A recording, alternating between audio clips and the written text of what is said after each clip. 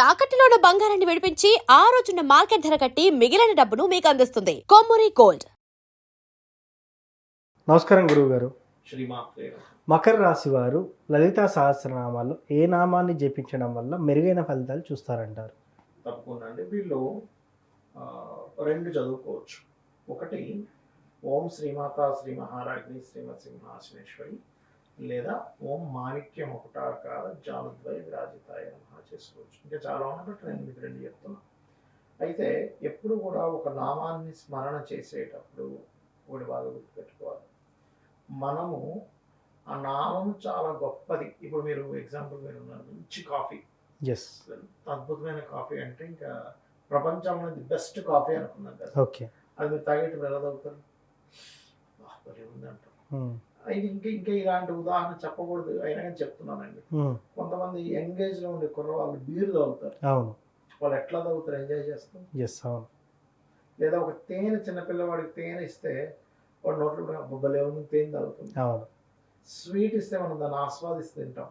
Yes, మనకి ఇష్టమైన ఏదైనా ఫుడ్, కొంతమందికి గుత్తంకాయ ఇష్టం ఉండదు, చికెన్ ఇష్టం ఉంటుంది, అవును, వాళ్ళు దాన్ని లొట్టలు వేసుకుంటూ తింటారు. ఎస్, అవును. అంటే దాన్ని ఆస్వాదిస్తూ ఎలా అయితే ఆ ఫుడ్ తీసుకుంటారో, సేమ్ యాజ్ ఇట్ ఈజ్ నామాన్ని కూడా నువ్వు ఎంత ఆస్వాదిస్తూ చేస్తున్నావు, ఇది మోస్ట్ ఇంపార్టెంట్. ఎస్, మనసంతా ఎక్కడో పెట్టుకొని ఏదో శ్రీమాత నేను కొంతమంది చూస్తున్నాను, అవును, ఇట్లా జపమాలు ఉంటుంది, వాళ్ళు ఆలోచిస్తూ ఉంటారు, ఫోన్ తీసుకుని ఇలా చూస్తూ ఉంటారు.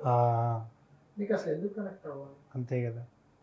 మిమ్మల్ని గెస్ట్గా ఒక వ్యక్తి పిలిచారు, పట్టించుకోకపోతే ఎట్లుంటుంది? అసలు వచ్చి ఎందుకు వెళ్ళాను వాళ్ళ ఇంటికి అనిపిస్తుంది. ఇంకోసారి వెళ్ళకూడదని డిసైడ్ అవుతాం. అవును, అవుతారా? ఖచ్చితంగా. ఇంటికి వెళ్ళేదిగా నేను నాకు ఫుడ్ లేదా, టీ లేదా, నేను వండుకొని తినలేనా, దీనికోసం పోయాను. అవును, ఫ్రెండ్షిప్ మంచి పలకరిస్తాడు, నాలుగు మాటలు మంచిగా మాట్లాడుకుంటాం, మంచి చెడ్డ మాట్లాడుకుంటాం, వెళ్తాం. అంతే. నువ్వు దేవతని పిలిచి నువ్వేదో ఫోన్ చూసుకుంటే ఇలా మాలు తిప్పుకోవడము, లేకపోతే ఆవలింతలంటే వస్తాయి. ఒక్కోసారి దేవత ఒక్కోసారి మన మీదకి వచ్చినప్పుడు కూడా ఆవలింత వస్తుంది. అవునా?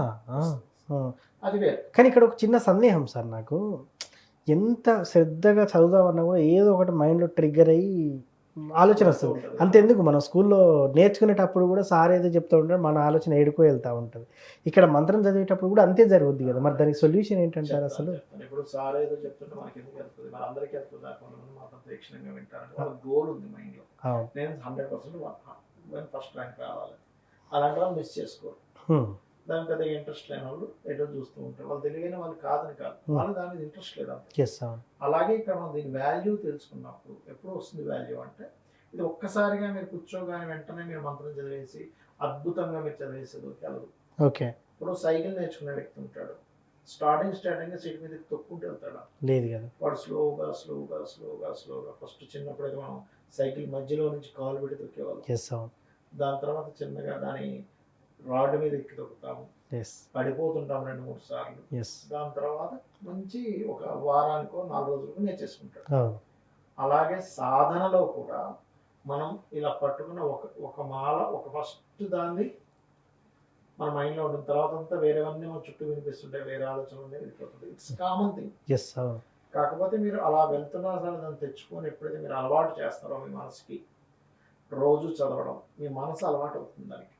దాన్ని ఆస్వాదిస్తే ఎప్పుడైతే చేస్తారో, వన్స్ మీకు దేవత కనిపిస్తుంది. జపం చేసే వ్యక్తి తెలుసా, దేవత కనిపిస్తుంది. కొత్త వాళ్ళకు కూడా ఫస్ట్ మీకు అనుభవాలు చెప్తాయి. సబ్జెక్ట్ వచ్చింది కాబట్టి ఫస్ట్ మీకు శబ్దాలు వినిపిస్తాయి, గజ్జల శబ్దాలు వినిపిస్తుంది, గల్ గల్ గల్ గల్ అమ్మవారు చేసేటప్పుడు.